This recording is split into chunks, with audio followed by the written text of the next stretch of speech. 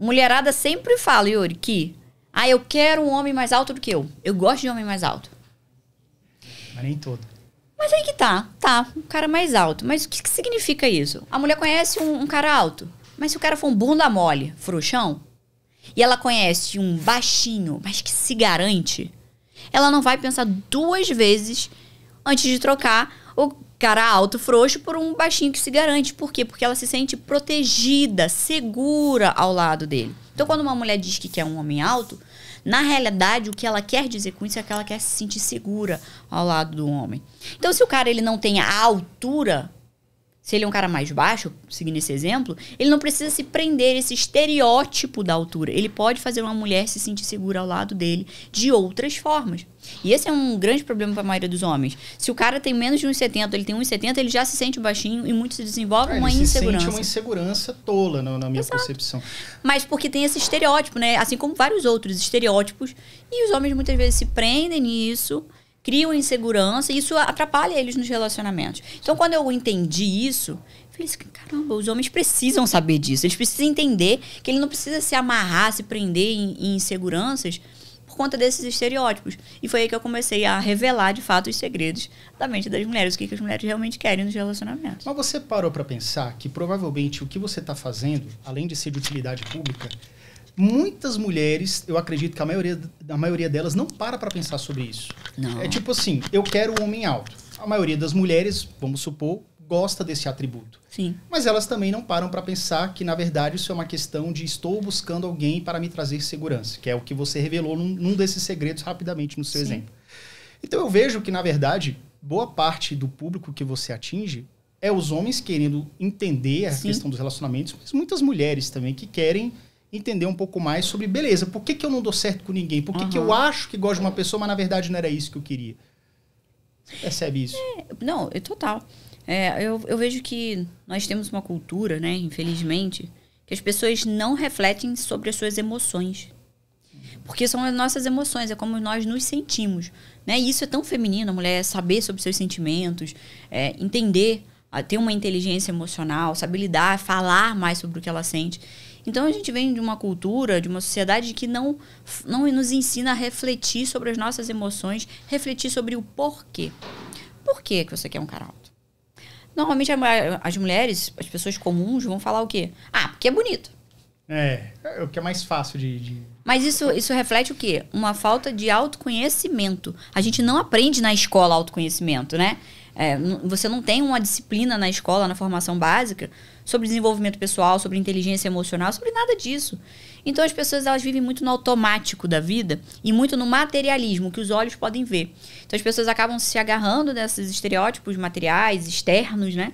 E não falando tanto sobre o que elas realmente sentem. Por isso que eu acredito que acontece muito essa confusão na cabeça das mulheres de não falarem o que elas realmente sentem, porque elas não sabem. Não é porque a mulher quer mentir e quer ocultar isso do homem. Ela, de fato, não sabe falar sobre os sentimentos dela.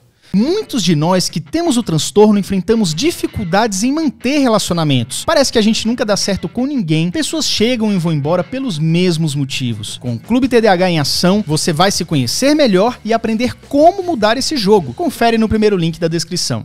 E você acredita que essa questão de entender melhor os seus sentimentos, o que está por trás, pode ser algo que muda o jogo? Por exemplo, eu vejo que tem relacionamentos, tem uma pessoa que eu conheço que se relacionou durante 17 anos com uma pessoa.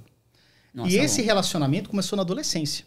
Uau. Começou com 16 ou 17, pela história que me contou, e ficou 17 anos com a pessoa. E ela chegou a uma conclusão que, cara, eu tava com um amigo ali. Fizeram família, tiveram acho que 2 ou 3 filhos, mas no final encerrou de uma maneira muito amistosa, que eu disse, cara, eu não sei o que eu tô fazendo aqui.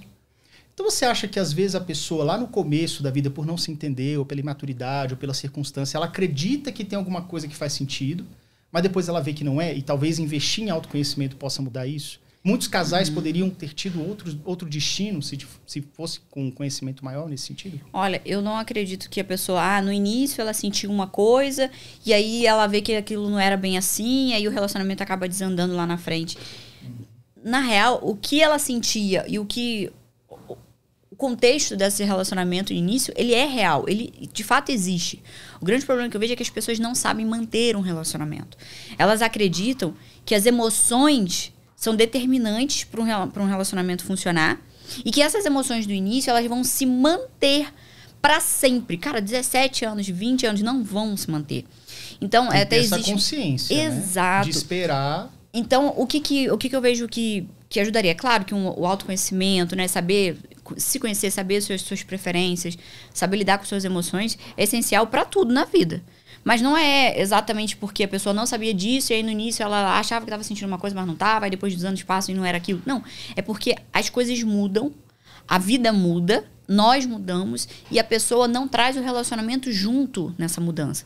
Então eu vejo que um dos grandes segredos para um relacionamento, mesmo ao longo de anos, se manter e não ficar, de repente, num momento que são só amigos e que parece que não tem mais essa atração sexual, que não tem mais o desejo um pelo outro, é a falta de você fazer uma boa manutenção e os objetivos, o propósito do relacionamento, ele tem que acompanhar a vida. A pessoa ela tem que ter na cabeça que casamento... Cara, se tu quer realmente casar, você pode ter o direito de não casar. Se não quiser casar, você não casa, né? Ninguém tá te obrigando. É verdade. Não é isso? Jamais caso obrigado. Mas qual que é a ideia do casamento? O que é o casamento? O casamento é uma constituição pra você levar pra eternidade.